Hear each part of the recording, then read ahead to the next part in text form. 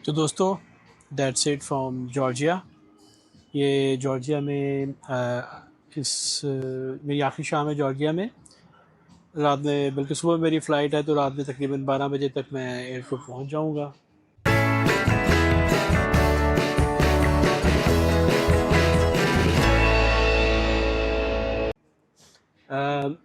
Georgia में मैंने तकरीबन एक हफ़्ता गुजारा। बहुत अच्छा एक्सपीरियंस रहा, बहुत बातें सीखी, जानी जॉर्जिया के बारे में, कुछ फैक्ट्स जाने जिनको आपके साथ शेयर करना भी बहुत ज़रूरी है। जॉर्जिया, जैसे कि मैंने बताया था आपको, कि एक कंज़र्वेटिव कंट्री है, एक कंज़र्वेटिव मुआशरा है। उसके साथ साथ एज अ कंट्री ये एक एमर्जिंग इकॉनमी है।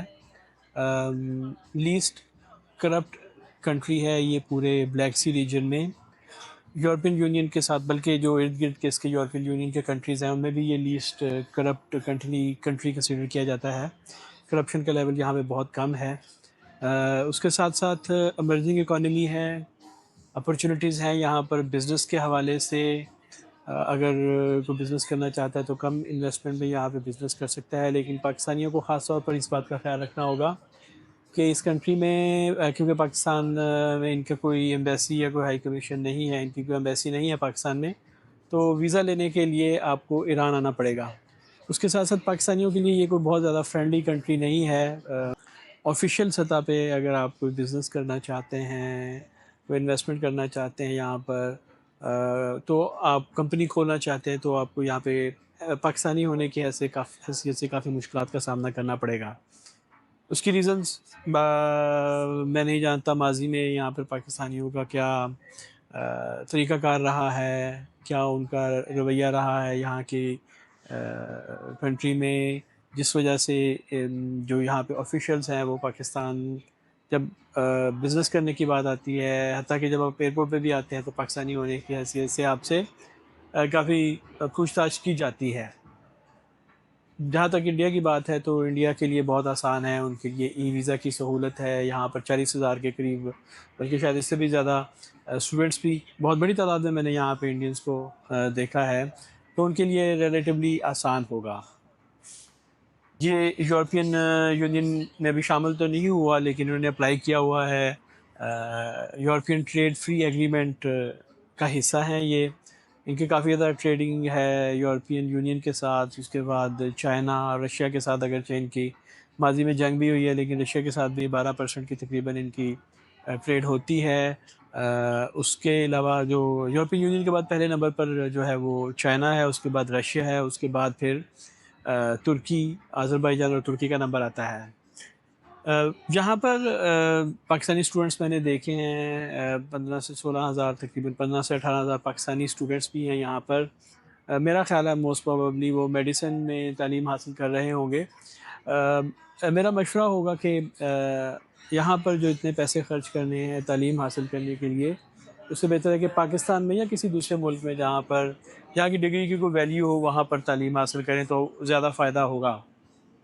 वैसे भी यहाँ पर मतलब अगर पाकिस्तानियों को कोई मुश्किलात पेश आती हैं, तो यहाँ पर कोई ऐसे हाई कमीशन या एम्बेसी नहीं है जो पाकिस्तानियों को दुरुस्त तरीके से सपोर्ट कर सके, गाइड कर सके या इंफॉर्मेशन दे सके।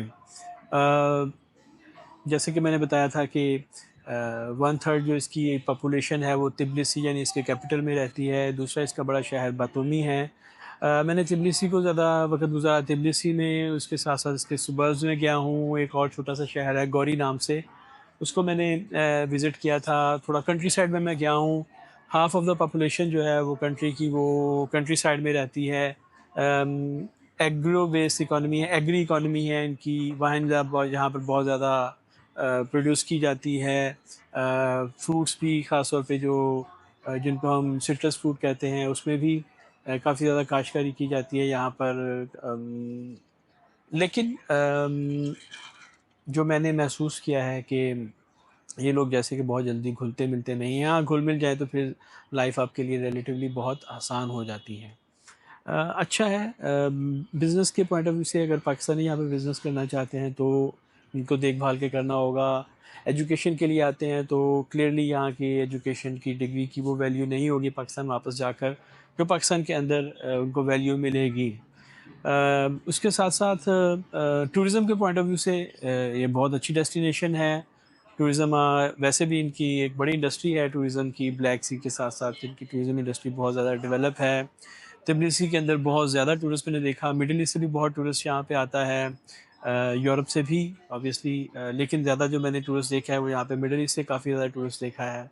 आसपास के कंट्रीज से भी जो ब्लैक सी के कंट्रीज़ हैं, तुर्की है, रशिया है, यहाँ पे मैंने टूरिस्ट काफ़ी देखे हैं। टूरिज़्म के पॉइंट ऑफ व्यू से ये एक अच्छी डेस्टिनेशन है, सस्ती है, साफ़ सुथरी है, और आप एक दूसरे कंट्री का एक कैसे मतलब यहाँ पे आपको यूरोप और एशिया दोनों कल्चर्स मिलते हैं साथ साथ चलते हुए। मॉडर्नाइज हो रहा है, डेवलपिंग कंट्री है, डेवलप नहीं है मुकम्मल तौर पर, ये डेवलपिंग कंट्री है, साफ़ सुथरा है, कंट्री साइड बहुत खूबसूरत है। आप जाएं, आपको होटल्स बड़ी मुनासिब कीमत पर मिल जाते हैं, ट्रांसपोर्टेशन बहुत सस्ती है, खाना हलाल भी मिल जाता है आपको, और उसके साथ साथ सस्ता भी मिल जाता है। ये ऑर्थोडॉक्स चर्च को फॉलो करते हैं। रिस्पेक्ट, जैसे मैंने कहा था, यहाँ पे बहुत लाजमी है। आप किसी भी माशरे में जाते हैं तो वहाँ पर उन लोगों को रिस्पेक्ट देना, उनको छोटी नज़र से नहीं देखना, उनके अगर अंदाज, उनके अगर पहनावा आपसे मुख्तलिफ है तो उसका मतलब ये नहीं है कि उनको कोई वैल्यूज़ नहीं है। इन चीज़ों का आपको ख़ास तौर पर ख्याल रखना पड़ेगा। अच्छा कंट्री है टूरिज़्म के पॉइंट ऑफ व्यू से। अगर आप आना चाहते हैं तो टूरिज़्म के लिए ज़रूर आइए यहाँ पे, लेकिन बात फिर वही आ जाती है, आपको वीज़ा लगवाने के लिए ईरान जाना पड़ेगा। हाँ, लेकिन अगर आप ऑलरेडी मिडल ईस्ट के अंदर हैं तो वहाँ से आप वीज़ा लेकर यहाँ पे आ सकते हैं। बहुत सारे लोग शायद यूट्यूब पे आपको इन्फॉर्मेशन मिलेगी कि और इस जॉर्जिया के बारे में भी, दीगर कंट्रीज़ के बारे में भी, कि यहाँ पे ये कुछ है, वहाँ पे वो कुछ है, आप ये कर सकते हैं, आप सेटल हो सकते हैं। Nothing is as simple as it is told by these YouTubers. अच्छा मुल्क है, लेकिन यहाँ पे अनएम्प्लॉयमेंट तकरीबन 16% है। यहाँ के लोकल्स जो हैं उनको भी एम्प्लॉयमेंट जो है वो इतनी आसानी से नहीं मिलती, सैलरीज बहुत ज़्यादा नहीं हैं, 500-700 लारी से मिनिमम सैलरी स्टार्ट होती है।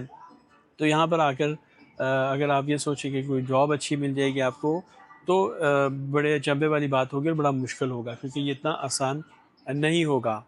एनीवेज़, जो मज़ीद मेरे एक्सपीरियंस रहे वो मैं आपसे फ्यूचर में और ज़्यादा शेयर करूँगा। आज शाम मेरी वापसी है, रात में कल मैं वापस पेरिस पहुँच जाऊँगा। पेरिस में पेरिस ओलंपिक्स भी हो रहे हैं, उनको भी थोड़ा कवर करेंगे। ओपनिंग सेरेमनी को मैंने वैसे भी अवॉइड किया क्योंकि काफ़ी सारे रिस्ट्रिक्शंस थी वहाँ पे, इतना आसान नहीं है।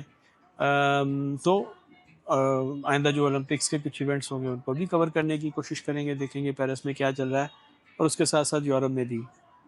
अपना बहुत ख्याल रखिएगा, आपसे बहुत जल्द मुलाकात होती है। अल्लाह हाफ़िज़।